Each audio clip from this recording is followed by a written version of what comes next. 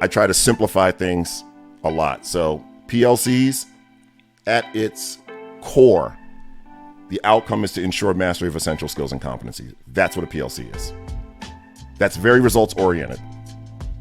Right? And I travel the country. I've worked with thousands of schools, and I'm telling you, 90% of them, when I ask them what a PLC is, it's a meeting, it's the norms, it's the agenda, it's all the other stuff except the bottom line. And I'm telling you, the bottom line is to ensure mastery of essential skills and competencies. That's the work. That's it. So when a team the other day in Baton Rouge told me our PLCs are humming, my next question was, as evidenced by what?